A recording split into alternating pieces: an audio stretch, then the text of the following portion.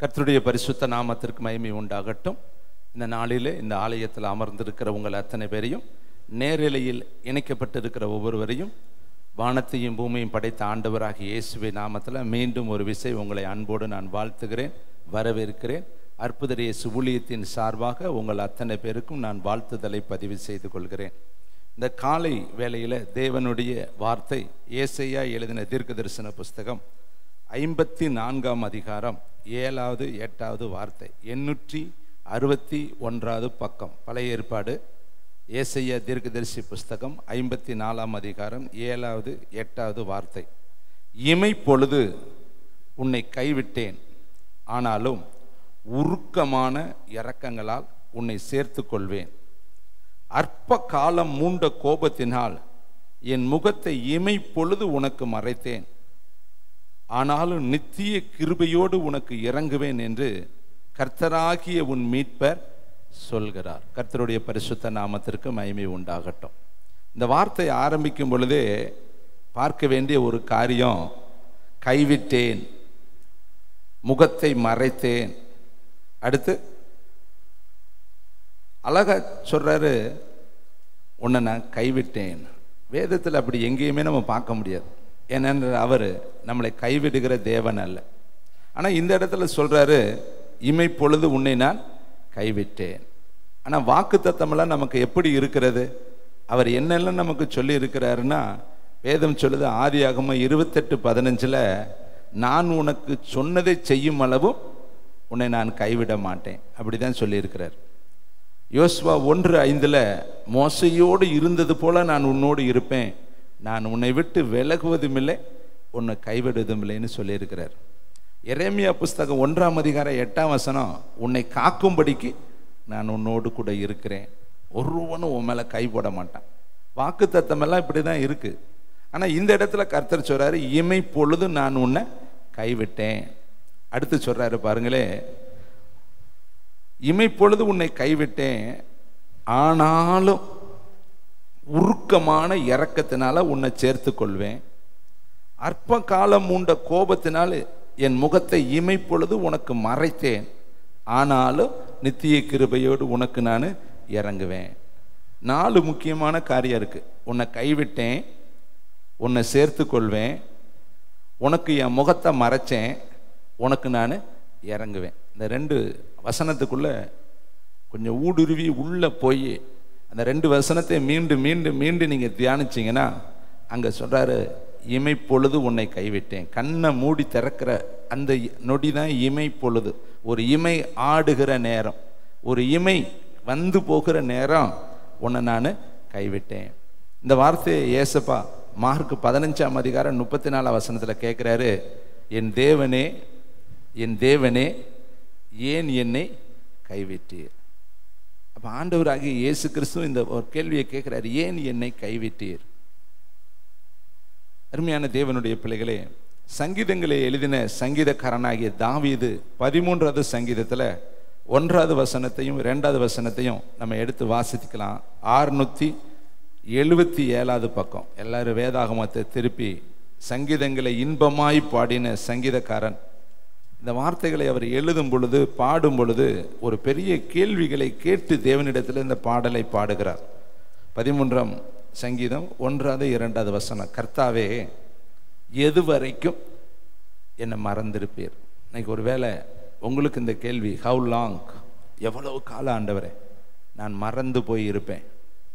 என்னை மறந்துட்டீங்களே, என் கஷ்டம் உமக்கு தெரியலையா? என் கண்ணீர் உமக்கு தெரியலையா? என் வியாதி உமக்கு தெரியலையா? என் வருத்தம் உமக்கு தெரியலையா? என் கவலை உமக்கு தெரியலையா? என் பாடுகள் உமக்கு தெரியலையா? என் தனிமை உனக்கு தெரியலையா?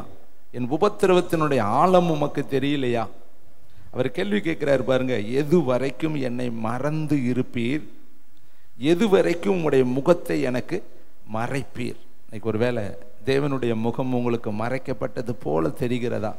எவ்வளவோ செபம் பண்றோம் பிரதர், ஆனாலும் அவர் முகம் எங்களுக்கு மறைந்திருக்கிறதே, அவருடைய கரம் எங்களுக்கு விலகி இருக்கிறதே, அவருடைய அற்புதங்கள் எங்களுடைய வாழ்க்கையில நடைபெறாதபடி தள்ளி போய்கொண்டே இருக்கிறதே, கேளாதவர் போலேயே இருப்பது போல எங்களுடைய உணர்வுகள் தெரிகிறதே என்று இந்த முதல் தேதியில், வருஷத்தின் கடைசி மாசத்துல இந்த வருஷம் எனக்கு நன்மை கிடைச்சிரும்னு நான் எதிர்பார்த்தேன். இந்த வருஷம் என் தேவைகளை சந்திக்கப்பட்டுரும் நான் நினைச்சேன். ஆனாலும் நாட்கள் கடந்து போய்கிட்டே இருக்கே. எது வரைக்கும் நாங்களும் சகித்திருப்போம்? எது வரைக்கும் நாங்களும் பொறுத்திருப்போம்? எப்பதான் கர்த்தர் எங்களுக்கு நீதி செய்வார்? எப்பதான் கர்த்தர் எங்களுக்கு கிருபை பாராட்டுவார்னு பல கேள்விகள் உங்களுடைய மனதில் ஓடிக்கொண்டிருக்கலாம், நினைவுகளில் ஓடிக்கொண்டிருக்கலாம், உணர்வுகளில் ஓடிக்கொண்டிருக்கலாம். ஏசாயா மூலியமா கர்த்தர் சொல்றார், இமை பொழுதுதான் உம்மை நான் கைவிட்டேன், ஆனாலும் சேர்த்து கொள்வேன். இமை பொழுது என் முகத்தை உனக்கு மறைத்தேன், ஆனாலும் உருக்கமா நான் உனக்கு இறங்குவேன். இந்த 2வது வசனத்தை வாசித்து பாருங்க. என் இருதயத்துல சஞ்சலத்தை நித்தமும் நித்தமும் வைத்து, இது ஒருவேளை இங்க இருக்கிற அநேகருடைய வாழ்க்கையில இருக்கு.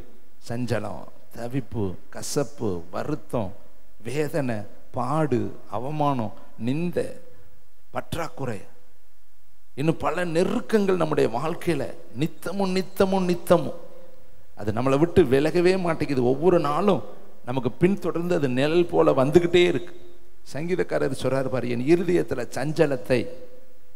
இன்பமாய் தேவனை பாடக்கூடிய ஒரு மனுஷன், தேவனுடைய இருதயத்தை தொட்ட ஒரு மனுஷன் தாவீது தேவனுடைய இருதயத்திற்கு ஏற்றவன். நடுத்தெருவில் தேவனை துதித்து பாடினவன், வஸ்திரங்களை எல்லாம் உரிந்து போட்டவன், கர்த்தருக்குள்ள தன்னை திடப்படுத்தி கொண்டு யுத்தத்தை நடத்தின மனுஷன். ஆனா அவன் இருதயத்துக்குள்ள என்ன இருக்குன்னு சொல்றாரு? சஞ்சலம். நித்தமும் நித்தமும் என் இருதயத்துல சஞ்சலத்தை வைத்து வைத்து எதுவரைக்கும் என் ஆத்துமாவில ஆலோசனை பண்ணிக்கிட்டே இருப்பேன். நாமும் கூட மனசுக்குள்ளேயே ஆலோசனை சொல்லுவோம்.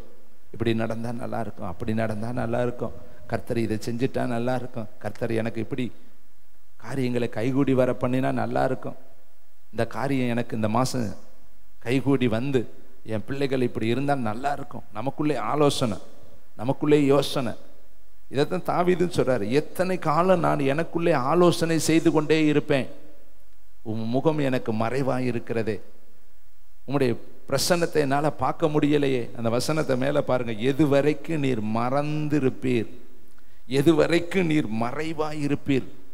உம்முடைய முகம் எனக்கு எத்தனை வருஷம் மறைவாக இருக்கும். இதை கேட்குற தம்பி, தங்கச்சி, தாயே, தகப்பனே, தேவ சபையே, தேவ ஊழியர்களே, ஒருவேளை இன்னைக்கு இந்த கேள்விகள் உங்கள் அடித்தளத்தில் வெளியே சொல்ல முடியாமல் இருக்கலாம். 38 வருஷமா ஒருத்தன் படுத்து கிடக்கிறேன். எங்க படுத்து கிடக்கிறேன்? அற்புத குளத்துல தான் படுத்து கிடக்கிறான். அவன் கண்ணு பார்க்க எத்தனையோ பேர் சுகமாயிக்கிட்டு போய்கிட்டே இருக்காங்க. அவங்கள்ட்ட பலன் இருக்கு, இறங்க தைரியம் இருக்கு, இறங்குவதற்கு ஏற்ற கால சூழ்நிலைகள் இருந்துச்சு, அவங்கள தூக்கி விட ஆட்கள் இருந்துச்சு, அவங்களை கொண்டு போய் இறக்கி விட ஆட்கள் இருந்துச்சு. அவங்க எல்லாம் சுகமாயிட்டு போய்கிட்டே இருக்காங்க. ஆனா இவன் சொல்றான், என்னை குளத்துல கொண்டு போய் விட ஒருவரும் இல்லை, எனக்காக பரிந்து பேச ஒருவரும் இல்லை, நான் போவதற்குள்ள வேறு ஒருவன் இறங்கி விடுகிறான், எனக்கு யாருமே கிடையாது. ஒருவேளை இன்றைக்கு நீங்களும் இப்படிலாம் நான் செஞ்சு முன்னேறலான்னு பார்த்தேன், அங்கேயும் நான் வலிக்கு விழுந்துட்டேன். என் பிள்ளைகள் இப்படி எனக்கு உதவியாக இருப்பார்கள் நினைச்சேன், ஆனால் அந்த இடத்துல நான் தோத்து போயிட்டேன். என் கணவன் எனக்கு ஆறுதலாக இருப்பார் என்று நினைச்சேன், என் கணவனுடைய அன்பும் எனக்கு கிடைக்கல. என் மனைவி எனக்கு பலனாக இருப்பாள் என்று நினைச்சேன், என் மனைவியும் எனக்கு பலனாக இருக்கலை. ஏதோ ஒரு விதத்தில் மனதுக்குள்ள நீங்கள் கண்ணை திறந்த உடனே அந்த பிரச்சனை முன்னாடி நிற்கும். நிறைய பேருடைய வாழ்க்கையில் அது இருக்குது. நீங்கள் கண்ணு தூங்குறப்ப அது தெரியாது, கண்ணை திறந்தீங்கன்னா அந்த பிரச்சனைகள் முன்னாடி வந்து நின்று கொண்டு இருக்கும். அப்போ நினைப்பீங்க, இது எத்தனை நாள் தான் நான் சுமக்கிறது, எத்தனை நாள் தான் இதை மனதில் நினச்சிக்கிட்டே இருக்கிறது, எத்தனை நாள் தான் இந்த சூழ்நிலை என் மேலே இருக்கும், இதிலிருந்து எனக்கு எப்போ விடுதலை, எப்போ இது தீரும் என்னை விட்டு. ஒருத்தி தேவாலயத்தில் இருக்கிறாள், 18 வருஷமாய் பலவீனப்படுத்தும் ஆவியை கொண்ட ஒரு மகள். ஆலயத்தில் பாட்டு பாடுறாங்க, ஆலயத்தில் ஆராதனை நடத்துகிறாங்க, ஆலயத்தில் பிரசங்கம் பண்ணுறாங்க, ஆலயத்தில் நிறைய பேர் சுகமாகறாங்க. ஆனால் இவளுக்கு மட்டும் சுகம் இல்லை, இவளுக்கு மட்டும் விடுதலை இல்லை. இவள் எப்பொழுதும் போல குனிஞ்ச தலையோடு தான் இருக்கிறாள். இவள் முதுகு நிமிரவே கிடையாது. எத்தனை நாள் ஏக்கத்தோடு பார்த்துருப்பான். பக்கத்தில் இருக்கிறவங்களாம் சுகமாகி போகும் பொழுது, பக்கத்தில் இருக்கிறவங்களாம் பலப்பட்டு ஸ்திரப்பட்டு புருஷர்களாய், ஸ்திரீகளாய், பலவான்களாய், யுத்த வீரர்களாய் புறப்படும் பொழுது, இவன் மட்டும் எத்தனை நாள் கண்ணீர் மல்க கர்த்தரை பார்த்துருப்பான். எனக்கு மட்டும் ஏன் ஆண்டவரை நிமிர முடியலை, ஏன் என் தலை மட்டும் நிமிர முடியலை, ஏன் என்னுடைய வாழ்க்கை மட்டும் இந்த வேதனையில இருக்கு? ஆலயத்துக்குள்ள தானே இருக்கிறேன், ஆராதனைக்குள்ள தானே இருக்கிறேன், செய்தியை கேட்டுக்கிட்டு தானே இருக்கிறேன், பாடல் குழுவோடு நானும் சேர்ந்து பாடிக்கிட்டு தானே இருக்கிறேன், எல்லா இடத்துலையும் உள்ளதானே நான் இருக்கிறேன். ஆனால் ஏன் என்னால் நிமிர முடியலை? இன்னைக்கு உங்கள் வாழ்க்கையில் பொருளாதாரத்தால் நிமிர முடியலையா? அற்புதம் இல்லாததுனால நிமிர முடியலையா? அதிசயம் இல்லாததுனால நிமிர முடியலையா? ஏதோ ஒரு காரியம் உன்னுடைய வாழ்க்கையில் உன்னை பலவீனப்படுத்தி நிமிர விடாதபடி உன் தலையை குனிய பண்ணியிருக்கிறதா?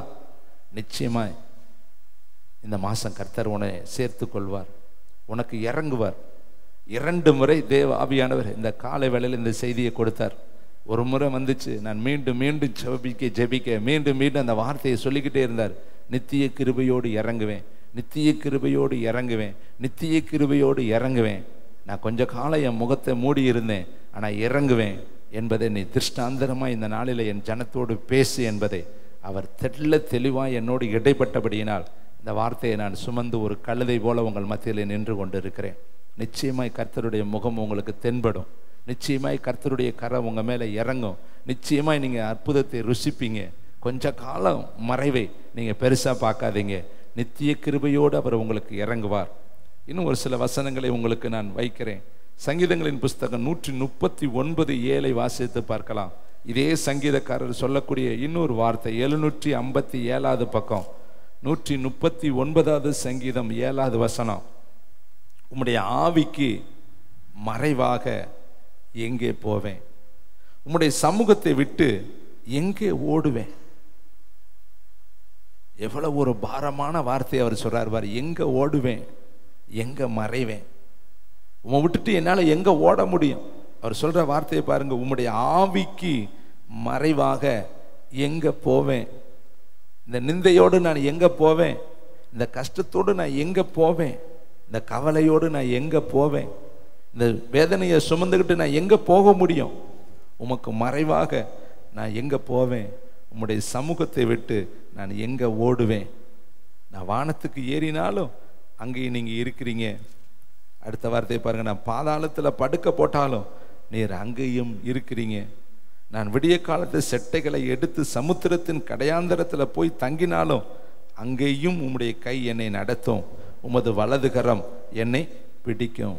அப்ப நான் எங்க போனாலும் நீங்க இருக்கிறீங்க. இதை கேட்கிற தம்பி, தங்கச்சி, தாயே, தகப்பனே, நிச்சயமா கர்த்தர் உன்னோடு கூட இருக்கிறார். நீ சோர்ந்து போகாத. இமைப்பொழுது அவர் உன் முகத்தை உனக்கு மறைத்தது உண்மைதான். கல்வாரி சிலுவையிலும் ஏசப்பாவை பிதாவாகிய தேவன் இமைப்பொழுது கைவிட்டார். அந்த ஒரு நொடியில தேவ பிரசன்ன விலகின உடனே ஏசப்பா கேட்ட ஒரு கேள்வி, என் பிதாவே ஏன் என்னை கைவிட்டீர்? அப்ப அதுவரையும் கைவிடாதவர், அடி வாங்கும் பொழுது, அவமானப்படுத்தும் பொழுது, நிந்திக்கப்படும் பொழுது, காரி துப்பும் பொழுது, சிலுவையில் அடிக்கும் பொழுது, கைகளிலும் கால்களிலும் ஆணிகளால் கட்டாவும் பொழுது, அவரை பலாத்காரம் பண்ணி சிலுவையை சுமக்க பண்ணின பொழுதெல்லாம் கர்த்தராகிய பிதாவாகிய தேவன் கூட இருந்தார். அதனால அந்த வார்த்தையை அவர் சொல்லல. ஆனால் சிலுவையில் அவர் 6 மணி நேரம் தொங்கி கொண்டிருக்கும் பொழுது ஒரே ஒரு கண்ணிமைக்கிற நேரம் பிதாவாகிய தேவனுடைய பிரசன்னம் இயேசு கிறிஸ்துவை விட்டு விலகினது. அப்பதான் பிதாவாகிய தேவனை பார்த்து ஏசப்பா கேட்கிறாரு, என் தேவனே, என் தேவனே, ஏன் என்னை கைவிட்டீர்? ஏன் கைவிட்டார்? அந்த ஒரு நொடி விட வேண்டிய அவசியம் இருந்தது, கட்டாயம் இருந்தது. ஏனென்றால் பிதாவாகிய தேவன் இயேசுவோடு இருந்திருந்தால் ஜனத்தினுடைய பாவத்தை அவர் சுமக்க முடியாது. முழு உலகத்தின் பாவத்தை அவர் சுமக்கணும்னா பிதா அந்த இடத்துல விலகணும். அப்பதான் அவர் மனுஷனுடைய பாவத்தை சுமக்க முடியும். அதனாலதான் காரண காரியத்தோடு பிதாவாகிய தேவன் ஒரு இமை பொழுது இயேசு கிறிஸ்துவை விட்டு விலகினாரு. அப்பொழுது முழு உலகத்தின் பாவம் ஆதாமு முதல் கடைசி இந்த உலகத்துல பிறக்க போகிற மனுஷனுடைய பாவம் வரையும் அவர் மேல முற்றிலும் வந்து இறங்கினது. அவர் அந்த நிமிடம்தான் முழு உலகத்தின் பாவத்தையும் சுமந்து தீர்க்கிற தேவ ஆட்டுக்குட்டியாக அவர் அந்த இடத்துல நின்னார். அப்ப அந்த காரணத்தோடு தான் ஒரு நிமிடம் பிதாவாகிய தேவன் அவரை விட்டார். மற்ற எல்லா நேரத்திலையும் காரி துப்பும் பொழுது கூட இருந்தார், கன்னத்தில் அறையும் பொழுது கூட இருந்தார், கை தலையில கொட்டும் பொழுது கூட இருந்தார், சிலுவையில் அறையும் பொழுது கூட இருந்தார், அவரை சிலுவை சுமக்க பலாத்காரம் பண்ணும் பொழுது கூட இருந்தார், மிலாறுகளால் 40 அடிகளை அடிக்கும் பொழுது கூட இருந்தார். இதே போலதான் உங்களுடைய வாழ்க்கையிலையும் ஏசப்பா கூடயே இருக்கிறார். எல்லா காலத்திலையும் அவர் கூட இருக்கிறார். உங்களை விட்டு அவர் விலகுவதே கிடையாது. இமை பொழுது விலகினால் அதற்கு 2 காரணங்கள் இருக்கிறதே நான் இந்த கால வேளையில் உங்கள் மத்தியில் வைக்க போகிறேன். எதற்காக விலகுகிறார்? விலகுவதற்கு என்ன காரணம்? இங்கே வேதம் சொல்லுது, இமை பொழுது உன்னை நான் கைவிட்டேன்.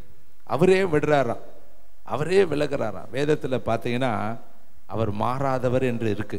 நேற்றும் இன்றும் என்றும் மாறாதவர். ஆனால் எசேக்கியேலில் படிச்சுட்டு வந்தீங்கன்னா நான் மாறுவேன்னு கர்த்தர் சொல்றார். நான் நீதிமானை நீதிமானன்னு சொல்லும் பொழுது அவன் அநீதியான காரியங்களை செய்தால் நான் அவனுக்கு சொன்ன நல்வார்த்தைகளை நிறைவேற்றாதபடி நானும் மாறுவேன் என்று கர்த்தர் சொல்கிறார். ஒரு பாவியை மனம் திரும்பி நன்மையான காரியத்தை செய்யும் பொழுது அவனுக்கு செய்ய நினைத்து தீங்கு செய்யாதபடி நானும் மாறுவேன் என்று கர்த்தர் சொல்கிறார். பாருங்கள், நினிவே பட்டணத்தை அக்கிரமம் தேவ சமூகத்தில் ஏற்றினது. அந்த பட்டணத்தை அழிக்க போகிறேன் என்றுதான் கர்த்தர் யோனா தீர்க்கதரிசியை அனுப்பினார். ஆனால் அந்த பட்டணத்தார்கள் மனம் திரும்பும் பொழுது தேவன் தன்னுடைய தீர்மானத்தை மாற்றிக்கொண்டு அவர்கள் வலது கைக்கும் இடது கைக்கும் வித்தியாசம் தெரியாதவர்கள், அதனால அவர்களை நான் ஆசீர்வதிப்பேன் என்று கர்த்தர் தன்னுடைய தீர்மானத்தை மாற்றிக்கொண்டார். அப்போ சில வேளைகளில் தேவனுடைய வார்த்தையில் மாற்றங்கள் வரும். எதற்காக? காரண காரியத்தோடு நம்ம வரும். அதனால் நம்ம எல்லாவற்றையும் எல்லா வசனத்தின் ஆழத்தின்படி நம்ம தியானிக்கும் பொழுது இலகுவாய் அதை நம்ம புரிந்து கொள்ள முடியும். இதை கேட்குற தம்பி, தங்கச்சி, தாயே, தகப்பனே, 2 காரியத்தில் முதல் காரியம் ஏன் கர்த்தர் கைவிடுகிறார்? அதற்கு வேதம் சொல்கிறது, பாவத்தின் சம்பளம் மரணம். பாவம் செய்கிற ஆத்துமா சாகும். பாவம் உங்களை தொடர்ந்து பிடிக்கும் என்பதை நிச்சயமாய் அறியுங்கள். தன் பாவங்களை மறைக்கிறவன் வாழ்வடைய மாட்டான். அவைகளை அறிக்கை செய்து விட்டு விடுகிறவனே இரக்கம் பெறுவான். பாவத்தை பார்க்காத சுத்த கண்ணுள்ள தேவன் கர்த்தர் என்று சொல்லி வேதம் சொல்லுது. அப்ப தேவன் கைவிடுவதற்கு முதல் காரணம், பாவம் நம்முடைய வாழ்க்கையில வரும் பொழுது தேவன் நம்மளை விட்டு விலகிடுவாரு.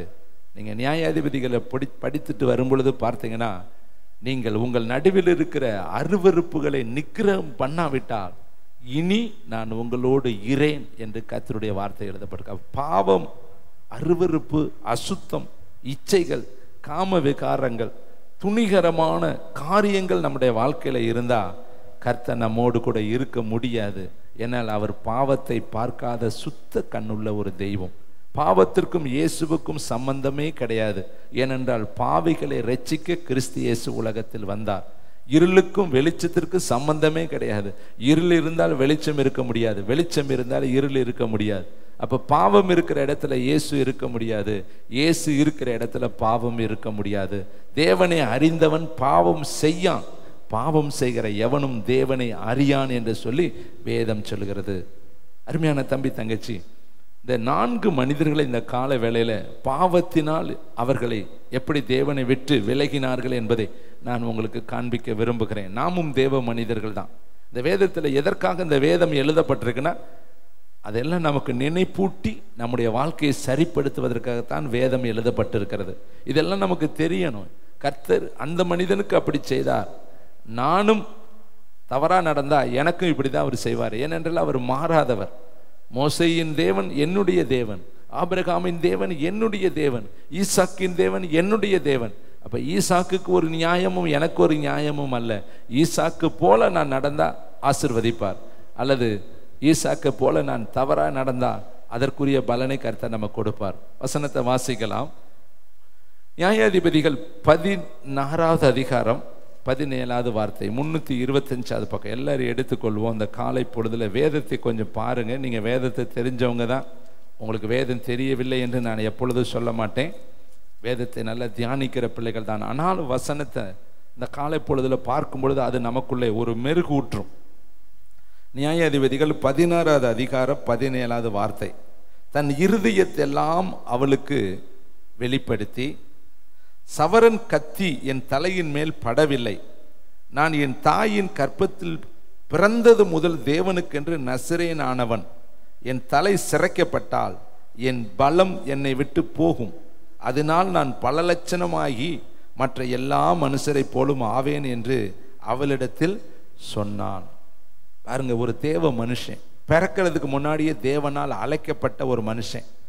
சிம்சோன் பிறப்பதற்கு முன்னாடியே கர்த்தர் சொன்னார், அவன் நசரேயனாக இருப்பான், அவன் தேவ பலத்தினால் நிரப்பப்பட்டு இருப்பான், அவன் இஸ்ரவேல் மக்களை பெலிஸ்தருடைய கைகளுக்கு நீங்களாக்கி ரட்சிப்பான், அவன் நியாயம் விசாரிப்பான். பல ஆண்டுகளுக்கு முன்னாடி அவன் பிறக்கிறதுக்கு முன்னாடியே கர்த்தர் மனோவாவுக்கும் அவனுடைய மனைவிக்கும் தேவன் வெளிப்படுத்தி பிறந்தவன் சிம்சோன். தேவனுடைய பிள்ளைகளை, இயற்கைக்கு அப்பாற்பட்ட பலன். சிம்சோனுடைய பலன் என்ன கயிறு போட்டு கட்டினாலும் உடைச்சிருவான். சிங்கங்கள் வந்தா வாயை பிச்சிருவான். அவனை எந்த மனுஷனாலும் அடக்கவே முடியாது.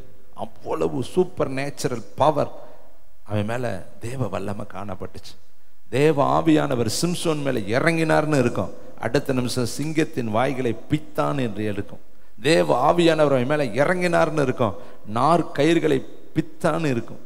தேவ ஆவியானவர் அவன் மேல இறங்கினார், கழுதையின் பச்சை தாடை எலும்புகளை எடுத்து எல்லாரையும் சங்கரித்தான் என்று இருக்கும். அப்ப ஆவியானவர் இறங்கின ஒரு மனிதன், பிறப்பிற்கு முன்பே அவன் தெரிந்து கொள்ளப்பட்ட, முன்குறிக்கப்பட்ட, விசேஷித்த பிறப்புள்ள ஒரு மனிதன். இதை கேட்கிற நீங்களும் அப்படித்தான், முன்குறிக்கப்பட்டவர்கள், அழைக்கப்பட்டவர்கள், தெரிந்து கொள்ளப்பட்டவர்கள். இதெல்லாம் அவனுக்கு இருக்கிற எல்லா கிருபையும் கர்த்தர் நமக்கிட்டையும் கொடுத்திருக்கிறாரு. நீங்களும் இப்படிப்பட்டவர்கள் தான், பலம் உள்ளவர்கள் தான், பராக்கிரமசாலிகள் தான், யுத்த வீரர்கள் தான், காரிய சமர்த்தர்கள் தான், கர்த்தருக்கென்று விவேகமான யுத்த சேனை தலைவர்கள் தான், ஆயுததாரிகள் தான். ஆனால் இந்த சிம்சோன் போல சொல்லக்கூடாத இடத்துல நம்முடைய இருதயத்தை திறந்து, படுக்கக்கூடாத இடத்துல படுத்து, சேரக்கூடாத இடத்துல சேர்ந்து, தேவ திட்டத்தை செய்யக்கூடாத இடத்துல போய் செய்யும் பொழுது நம்முடைய வாழ்க்கையிலையும் சிம்சோனுடைய நிலைமை உண்டாகி போயிரும். தேவனுடைய பிள்ளைகளை, சிம்சோன் என்ன பண்றான்? ஒரு பெண்ணிடத்துல போய் படுத்து தன்னுடைய ரகசியத்தை எல்லாம், தேவனுடைய திட்டங்களை எல்லாம், தேவனுடைய ஆலோசனைகள் எல்லாம், தேவன் அவனுக்கு பிறப்பிலேயே கொடுத்த அந்த பெரிய காரியத்தை எல்லாம் அறிக்கை செய்யறான். அவள்கிட்ட போய் சொல்றான், நீ என் முடியெல்லாம் சிரைச்சிட்டேன்னா என் பலன் போயிடும். அவனுக்கே தெரியுது, தேவன் என்னை விட்டு போறதுக்கு என் முடி எடுத்துட்டா போயிடுவார் அப்படிங்கிறது தெரியுது அவனுக்கு. உங்களுக்கும் தெரியும், பாவம் செஞ்சா கர்த்தர் விலகிடுவாரு, கெட்ட வார்த்தை பேசினா கர்த்தர் இருக்க மாட்டாரு, பொய் சொன்னா கர்த்தர் தூரத்துல போயிடுவாரு, ஜெபிக்காட்டி கர்த்தர் நம்மோடு வரமாட்டாரு, வேதத்தை படிக்காட்டி அவருக்கும் நமக்கு சம்பந்தம் கிடையாது. வேதம் சொல்லுது, இந்த வேதத்தை நீ மறந்தேனா நான் உன்னையும் பிளஸ் உன் பிள்ளைகளையும் மறந்துடுவேன். உனக்கே தெரியும், சிம்சோனுக்கு தெரியுது, படுத்து கிடக்கும் பொழுது தெரியுது, முடியை எடுத்துட்டா பலன்னு போயிடும். அவனுக்கு தெரியுற அதே ஞானம் நமக்கு தெரியும். வேதத்தை படிக்காட்டி கர்த்தர் கூட இருக்க மாட்டார், ஜெபிக்காட்டி கூட இருக்க மாட்டார், பாவம் செஞ்சா கூட இருக்க மாட்டார். உனக்கே தெரியும். தெரிஞ்சிருந்தும் எப்படி சிம்சோன் படுத்து கிடந்தானோ அதுபோல நாமும் தெரிஞ்சிருந்தே தப்பு பண்றோம். அறிந்தவனுக்கு ஒரு அடி ரெண்டு அடி இல்லைங்க, அநேக அடி. சொல்லிக்கொள்ளுங்க உங்க மனசுல, அறிஞ்சவனுக்கு தாங்க அதிக அடி. யாரிடத்துல அதிகமா கொடுக்கிறாரோ அவங்களிடத்துல அதிகமா கேட்பார். மறந்துடாத, அடி மரத்துல இருந்து விழுந்தா அடி விழுகாது, உயர மேல ஏறி போய் விழுந்தேன்னா தலை துண்டா போயிடும், இடுப்பெல்லாம் ஒடிஞ்சு போயிடும், எல்லா நரம்பும் எலும்புகள்லாம் செதஞ்சு போயிடும். ஏன்னா நீ ஹையஸ்டா போய் விழுந்தேன்னா அதற்குரிய அடி விழுகும். அருமையான தம்பி தங்கச்சி, இவன் நியாயாதிபதியா இருந்தான், இஸ்ரவேலை நியாயம் விசாரித்தான். ஆனா அவன் ஒரு பெண்ணுக்கிட்ட போய் படுத்து சொல்லக்கூடாததெல்லாம் சொல்லி ரகசியத்தை, தேவ ரகசியத்தை வெளிப்படுத்தினதுனால அவனுடைய வாழ்க்கை எவ்வளவு பரிதாபம் முடிஞ்சிச்சு உங்களுக்கு தெரியும். ஏன் கர்த்தர் அவனை கைவிட்டாரு? வேதம் சொல்லுகிறது பாருங்கள், கர்த்தருடைய ஆவியானவர் அவனை விட்டு என்ன பண்ணாரா? விலகிட்டார். அப்படியே ஆவியானவர் விலகி போயிட்டார். இப்ப எலும்புறேன், அங்க ஆவியானவர் இல்லை. கடைசியில கண்கள் பிடுங்கப்பட்டது, மாவரைக்க வைத்தார்கள். ஏன் கர்த்தர் விலகினார்? ஏன் இவனை விட்டு தேவனுடைய ஆவியானவர் விலகினார்? அவரா விலகலைங்க, இவனை கைவிடணும்னு அவசியமே கிடையாதுங்க. இவன் தேவனை துக்கப்படுத்தினான், வருத்தப்படுத்தினான், காயப்படுத்தினான், அவர் மனதை உடைத்தான், அவர் சித்தத்தை உடைத்தான், அவர் திட்டத்தை உடைத்தான், அவருக்கு விரோதமாய் அவன் துணிந்து செயல்பட்டான். அப்பொழுது தேவன் அவனை விட்டு விலகினார். இதை கேட்கிற தம்பி தங்கச்சி, தாயே தகப்பனே, இன்னைக்கு கர்த்தருடைய வார்த்தை உனக்கு நேரா வருது. உன்னை கைவிடுறாருன்னா கர்த்தர் மட்டும் காரணம் கிடையாது, நீ காரணம் என்பதை முதல்ல தெரிந்து கொள். உன் குடும்பம் காரணம் என்பதை நீ தெரிந்து கொள். உன்னுடைய தனிப்பட்ட சுய விருப்பம் காரணம் என்பதை தெரிந்து கொள். ஒரு மரம் உடனே கீழே விழுகாதுங்க. கொஞ்ச நாளைக்கு முன்னாடி அந்த மரம் செத்து போயிருக்கும். ஆனால் நாள்பட தான் தெரியும் கீழே விழுகிறப்ப. அப்போ தான் சொல்லுவாங்க மரம் விழுந்துருச்சுன்னு. ஆனால் ஆல்ரெடி அது எவ்வளவோ நாளைக்கு முன்னாடியே செத்து போச்சு. ஏனென்றால் அதுக்கு வேண்டிய போசாக்கு இல்லாததுனால அது தன்னுடைய ஜீவனை இழந்துருச்சு. ஆனால் விழுகிறது லேட்டாக தான் விழுகும், ஆனால் முன்னாடியே செத்துருக்கோம். நம்முடைய வாழ்க்கையில வேதம் இல்லாட்டி, வசனம் இல்லாட்டி, தியானம் இல்லாட்டி, ஆராதனை இல்லாட்டி, பரிசுத்தம் இல்லாட்டி, ஆத்ம பாரம் இல்லாட்டி, ஐக்கியம் இல்லாட்டி நம்முடைய ஆத்மா செத்து போயிருங்க. அது எப்பயாவது ஒரு நாள் சிம்சோன் போல முகங்குப்பர் கீழே விழுந்துடும். அடுத்து பாருங்க, இன்னொரு மனுஷனை கர்த்தர் கைவிட்டார். 2 சாமுவேல் புஸ்தகம் 12ஆம் அதிகாரம் 7வது வசனத்தை வாசிக்கலாம். பக்க நம்பர், தேங்க்யூ ஹோலி ஸ்பிரிட், 395வது பக்கம். உங்களுக்கு இலகுவாய் வசனத்தை நான் சொல்லி பக்கத்தை சொல்றேன். 395வது பக்கம் எடுத்துக்கொள்வோம். 2 சாமுவேல் புஸ்தகம் 12ஆம் அதிகாரம் 7வது வசனத்தை நான் வாசிக்கிறேன். நீங்களும் பாருங்கள், கர்த்தருக்கு மகிமை உண்டாகட்டும். அப்பொழுது நாத்தான் தாவீதை நோக்கி, நீயே அந்த மனுஷன். ஒரு கேள்வி கேட்கிறார் தாவீதை பார்த்து, தீர்க்கதரிசிக்க, நீதான்டா அந்த மனுஷன், நீதான் அந்த பாவி. அவன் ஒரு ராஜா, அவன் என்ன தப்பு பண்ணாலும் யாரு கேட்க பயப்படுவாங்க. ஏன்னா ராஜா செய்யற தப்பை யாரு கேட்கறது? ஆனா தீர்க்கனுக்கு தைரியம் உண்டு. எல்லா வேதத்துல பூரா இடத்துல படிச்சு பாருங்க, தீர்க்கதரிசிகள் வந்தாங்கன்னாலே எட்டம் அசையும். அதனாலதான் எலியாவை பார்த்து சொல்றாங்க, இஸ்ரவேலை கலங்க பண்ணுகிறவன் நீ தான். ஒரு தீர்க்கதரிசி கலங்க பண்ணுகிறவன், தைரியமாய் நிற்கிறவன். தாவீது 40 வருஷம் ஆட்சி செஞ்சாரு, யாரும் பக்கத்துல போக முடியாது. அவன் தோத்ததா வரலாறுல கிடையவே கிடையாது. அவன் எந்த இடத்துல யுத்தத்துல தோத்து போனாங்கிறதே கிடையவே கிடையாது. ஆனா வாழ்க்கையில் அவன் நிறைய இடத்துல தோத்து போனான். பாவத்தில் அவன் விழுந்ததுனால அவன் வாழ்க்கையில அடி மேல அடி, துக்கத்தின் மேல துக்கம், இழப்புகள் மேல இழப்பு, கண்ணீருக்கு மேல கண்ணீர். அப்பதான் இந்த பாட்டெல்லாம் பாடுறாரு, ஏன் மறைந்திருக்கிறீர், மீண்டும் இரட்சணியத்தை எனக்கு தாரும், உம்முடைய பரிசுத்த ஆவியை என்னிடத்திலிருந்து எடுத்துக்கொள்ளாதீரும். 51வது சங்கீதம்லாம் அப்பதான் இந்த பாட்டு பாடுறார். பாவத்துல உரியாவின் இடத்துல மனைவியின் இடத்துல விழுந்த பின்னாடி அவர் பாடின பாட்டு தான் அதெல்லாம். இப்ப இங்க என்ன சொல்றாரு பாருங்களேன், இந்த இடத்துல நீதான் அந்த மனுஷன், நீதான் அந்த பாவி, அடுத்தவனுடைய மனைவியை எடுத்து கொண்டவன் நீதான், அடுத்தவனுடைய மனைவியை தன்வகப்படுத்தினது நீதான், உரியாவை பட்டயத்தில் கொல்ல பண்ணினது நீதான். அதுக்கு மேல் பகுதிகளை நீங்க வீட்டில் போய் தியானிச்சு பாருங்க, தைரியமா சொல்றான். அப்ப ஒரு இருதயத்துக்கு ஏற்ற தாவீது பாவம் பண்ணுனா கர்த்தர் அதை மறைச்சிட மாட்டாருங்க, விட்டுற மாட்டாருங்க, காணாதவர் போல இருக்க மாட்டாருங்க, அதை கண்டுக்காமல் மூடிட மாட்டாருங்க. பாவி பாவி தான், யார் பாவம் பண்ணாலும் பாவம் பாவம் தான். பாவத்துக்கு என்னைக்குமே எக்ஸப்ஷன் கிடையாது, விதிவிலக்கு கிடையாது. யார் பாவம் பண்ணாலும் கர்த்தர் மன்னிக்கிறவர் தான், அதை காணாதவர் போல விட மாட்டார், அந்த பாவத்தை சுட்டி காண்பிப்பார். இப்ப தாவீது செஞ்ச பாவத்தை யார் காண்பிக்கிறது? அதுக்கு தான் ஒரு நாத்தான ஆண்டவர் கொண்டு வந்து தைரியமா முழு சபையில நின்று சொல்றாரு, நீதான் அந்த பாவி, நீதான் அந்த அக்கிரமக்காரன், நீதான் அடுத்தவனுடைய மனைவியை எடுத்துக்கொண்டவன், நீதான் துணிகரமாய் பட்டயத்தாலே அவனை கொன்றவன். தைரியமா அடிக்கிறான். அடுத்து அவனுடைய வாயிலிருந்து புறப்பட்ட தீர்க்க தரிசன வார்த்தைகளை பாருங்களே. 11ஆம் வசனத்திலிருந்து கர்த்தர் சொல்லுகிறது என்னவென்றால், தாவீதுக்கு தாங்க, தாவீதை காட்டிலும் நம்ம இந்த நாட்கள்ல அவருக்கு பிரியமா இருந்துட்டோம்னா பரவாயில்லை. அவ்வளவு நேசமானவன் தாவீது கர்த்தர் இடத்துல. அதனாலதான் இருதயத்துக்கு ஏற்றவன் சொன்னார். அந்த இருதயத்துக்கு ஏற்றவனே இந்த பட்டயம் குத்துதுன்னா நம்மளாம் எந்த பட்சம் தேவனுடைய பிள்ளைகளை யோசித்து பாரு. கர்த்தர் சொல்லுகிறது என்னவென்றால், தாவீதுக்கு தான் சொன்னார், இதோ நான் உன் வீட்டில பொல்லாப்பை உன்மேல் எலும்ப பண்ணி உன் கண்கள் பார்க்க உன் ஸ்திரீகளை எடுத்து உன் அடுத்தவனுக்கு கொடுப்பேன். அவன் இந்த சூரியனுடைய வெளிச்சத்திலே உன் ஸ்திரீகளோடு தவறு செய்வான். உன் ஒளிப்பீடத்திலே அதை செய்தாய், நீ ஒளிப்பீடத்திலே மறைவான இடத்திலே அதை செய்தாய். நானோ இந்த காரியத்தை இஸ்ரவேல் எல்லாருக்கும் முன்பாகவும் சூரியனுக்கு முன்பாகவும் செய்விப்பேன் என்கிறார் என்று சொன்னான். அப்போது தாவீது நாத்தானிடத்துல, நான் கர்த்தருக்கு விரோதமாய்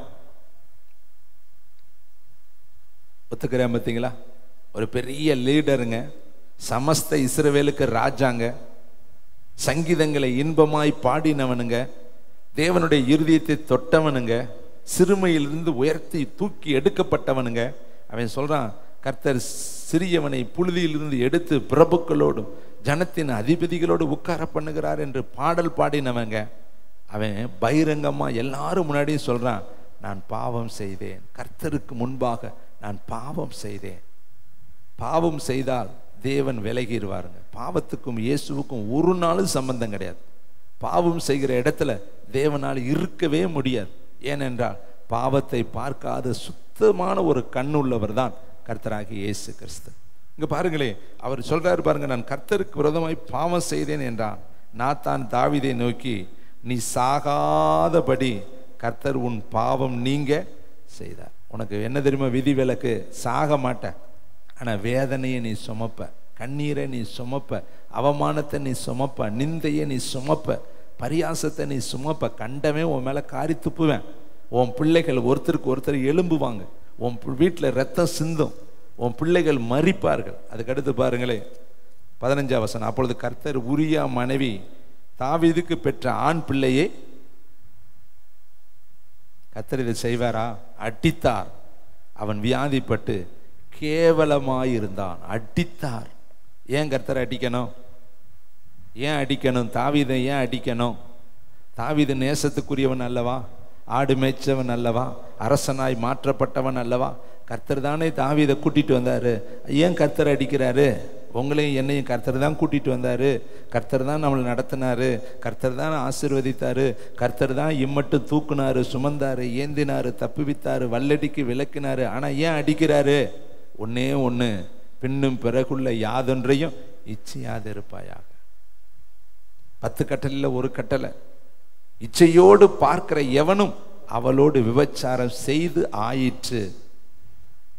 அந்த கனி பார்க்கிறதுக்கு இன்பமும் புசிப்பதற்கு ஏற்றதுமாய் இருக்கிறது. அதனால நாங்க பறித்து புசித்தோம், பாவம் செய்தோம், அதனால எங்களை மறைத்து ஒளித்து கொண்டோம். அந்த கனி பார்க்க அழகா இருக்குதான். நாமும் ஏன் ஒருத்தரை இச்சையோடு பார்க்குறோம்? அழகா இருக்கிறதுனால இச்சிக்கிறோம், அதானே? ஒருத்தரை பார்த்தோன்னே, ஒரு பொருளை பார்த்தோன்னே, ஒரு வீட்டை பார்த்தோன்னே, ஒரு லேண்டை பார்த்தோன்னே, நாபோத்து நிலத்தை ஆகாப்பு இச்சிக்கிறேன், எனக்கு கொடுத்துரு, என் தோட்டத்துக்கு பக்கத்தில் இருக்குது, அதை நான் அவன் பாவம் விவசாயம் பண்ணுறேன், அது சுதந்திரம், இவன் கீரை கொள்ளையாக்க கொடுங்கிறேன். அதை கொடுக்காதனால கடைசியில் நாபோத்தை கொன்றாங்க.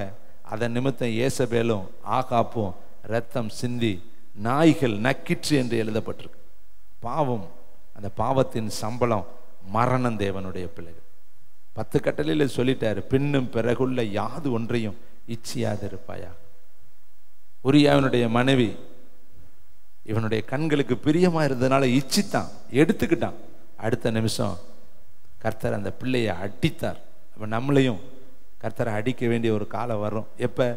பாவம் செஞ்சா தாங்க அடிப்பார், அசுத்தம் செஞ்சா தாங்க அடிப்பார், அக்கிரமம் செஞ்சா தாங்க அடிப்பார், தேவனுக்கு விரோதமாய் நிமிர்ந்து நின்று அடிப்பாருங்க. நம்ம வீட்டில் மட்டும் நம்ம பிள்ளைகளை அடிக்கிறோம். எப்போ அடிக்கிறோம்? கீழ்ப்படியாத பொழுது, முரட்டாட்டம் பண்ணும் பொழுது, ஏத்து பேசும் பொழுது, வீட்டுக்கு அவமானத்தை நிந்தைகளை கொண்டு வரும் பொழுது. தகப்பேன் சிச்சிக்காத புத்திரன் உண்டோ? பிரம்பை கையாடாதவன் மகனை பகைக்கிறான். பிள்ளையினுடைய இருதயத்தில் மதியினம் ஒட்டி கொண்டிருக்கும். தண்டனையின் பிரம்பு அதை விட்டு நம்மை விலக்கும் என்று எழுதப்பட்டிருக்கும். அப்ப கர்த்தர் எடுக்க மாட்டாரா? எடுப்பாரு. எப்ப எடுப்பாரு? தேவ சித்தம் செய்யலைன்னா நமக்கு எதிரில் நிற்பார். மோசையை வழியில கொல்ல பார்த்தார், பிழையாமுக்கு இடையில மறிச்சு நின்னார். கழுத சொல்லுது, கர்த்தர் முன்னாடி நிற்கிறார், 3 முறை நான் விலகிறேன், உனக்கு புரியலையா? உனக்கு எதிராளியாய் கர்த்தர் நிற்கிறாரு. நம்முடைய வாழ்க்கையிலையும் எல்லா பக்கம் வழக்காடியா வருவார்னு நினைக்காதீங்க, எதிராளியாயும் வருவார். பக்கத்துணையா வருவார் நினைக்காதீங்க, சமயத்தில் எதிராளியாய் முன்னாடி நிற்பார்.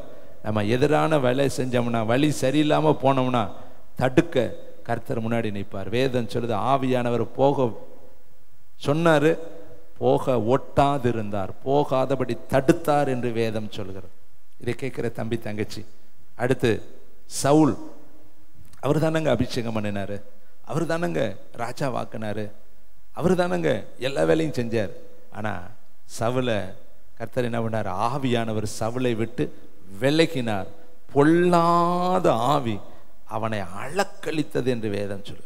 இந்த சவுலுடைய முடிவு வேதத்துல ஒரு 3 மனிதருடைய முடிவும் ரொம்ப விகாரமாய் முடிந்துச்சு. 3 பேரும் விலையேற பெற்றவர்கள். ஒன்று சவுல், அவன் ராஜா. ராஜா எப்படி செத்து போலாம்? பட்டயத்தை நட்டு செத்து போறாங்க. அவனா குத்திக்கிட்டு சாவறேன். ஒரு ராஜாவுடைய நிர்பந்தம் பாரு. ஏன்? காய் மகாரமாய் பார்த்தான். கர்த்தர் சொன்னதை செய்யல. இந்த 2 விஷயத்துல சவுல் கீழ்ப்படியல. தேவன் சொன்னதை செய்யல. தேவன் பயன்படுத்துகிற அடுத்த நபரை காய் மகாரமா பார்க்கறான். அவனை கொல்றதுக்குமே அலையறான்.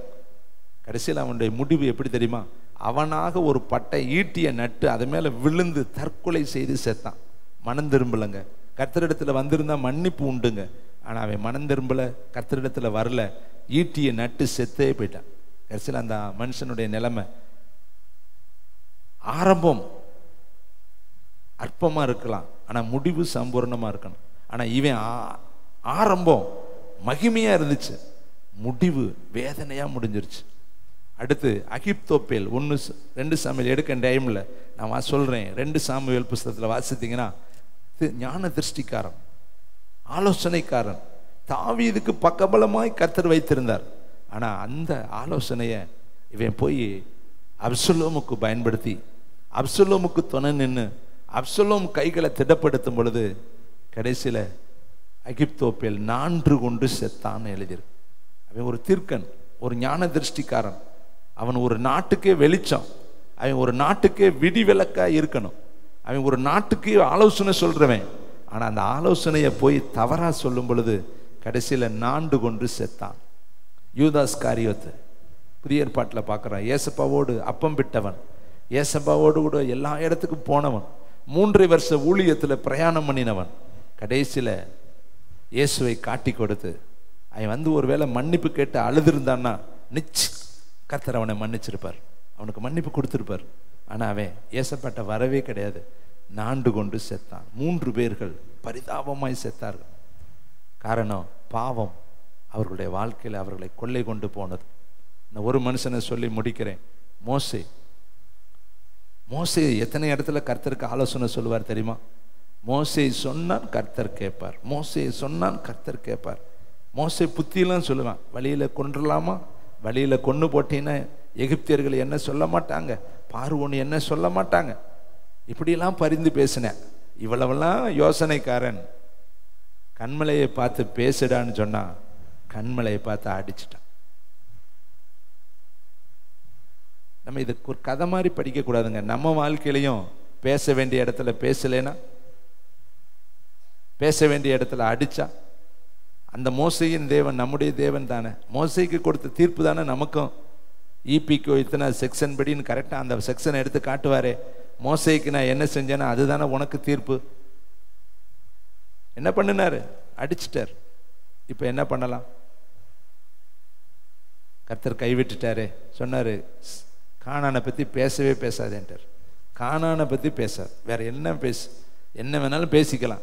கானானுங்கிற சாப்டருக்கு நீ வராத, நான் உன்னை அங்கே கொண்டு போக மாட்டேன், அது மேலே ஏறி பார்த்துக்க, அவ்வளோதான், உன்னுடைய ஓட்டம் இதோட முடியுதுன்னு கர்த்தர் விட்டுட்டார். 40 வருஷம் ஊழியம் செஞ்சு 120 வருஷம் வாழ்ந்து ஒருத்தனை கொன்று இந்த 20 லட்சம் பேரோட தினந்தோறும் செத்து செத்து உருண்டு ஒழுங்கா சாப்பிடாம மனைவி பிள்ளைகளோடு வாழாம கர்த்தருக்காகவே ஓடி கடைசியில் கர்த்தரை கோபப்படுத்தி ஓட்டத்தில் வேதனையோடு அவன் முடிக்கிறான். இதை கேட்குற தம்பி தங்கச்சி, கர்த்தர் கைவிட மாட்டார். ஆனால் நீ அவரை விட்டுட்டு போனேன்னா உன்னை கைவிட வேண்டிய சூழ்நிலை வரும். இன்னொரு காரியம், எப்போ கைவிட மாட்டார்? வாக்குத்தத்தம் நிறைவேற உன்னை கைவிட வேண்டியது வரும். சில இடத்துல வாக்குத்தத்தம் வாழ்க்கையில் நிறைவேறணும்னா கர்த்தர் உன்னை கைவிட்டு தான் ஆகணும். எப்போ? யோசேப்பை கர்த்தர் கைவிட்டு தான் ஆகணும். ஏன்னா அவனை விடாட்டி அவன் அப்பாவோடையே இருப்பான், அவனை விடாட்டி அவன் எகிப்திற்கு போக மாட்டான். அப்போ கர்த்தர் அவனை கைவிடுறார். போ, போத்திபார் வீட்டுக்கு போ, குழிக்குள்ளே போ, சிறைச்சாலைக்குள்ளே போ. ஏன்னா அப்போ தான் நீ எங்கே போவ? எகிப்துக்கு போவ. அப்போ சில இடத்துல நம்முடைய வாழ்க்கையில கர்த்தர் கைவிடுவது போல தெரியும். அது எதற்காக தெரியுமா? நம்முடைய நன்மைக்காக. கைகளை தட்டி கர்த்தருக்கு நன்றி சொல்லுங்க. ஒருவேளை கர்த்தர் உங்களை இந்த மாதம் கைவிட்டுட்டார்னு நீங்கள் நினைக்கிறீங்களா? நன்மைக்கு ஏதுவாக கர்த்தர் உங்களுக்கு. யோசேப்பு குழிக்குள்ள விழுகிறப்ப கத்தி கூட்டிருப்பானே, ஆண்டவரே கைவிட்டுட்டீங்களே, கைவிட்டுட்டீங்களே, கைவிட்டுட்டீங்களே. மேல இருந்து சொல்லியிருப்பாரு, இல்லை யோசேப்பு, உன்னை நல்ல ஒரு இடத்துக்கு கொண்டு போகிறதுக்காக நான் இப்பொழுது உன்னை கைவிட்டு தான் ஆகணும். இந்த பாதை வழியாக நீ பிரயாணம் பண்ணணும். போத்திப்பார் வீட்டில் போகிறப்ப அங்கே அபாண்ட குற்றம், அங்கே கத்தி இருப்பான். ஆண்டவரேன்னு கர்த்தர் சொல்லிப்பார், பொறு, அடுத்து நீ சிறைக்குள்ளே போகணும்.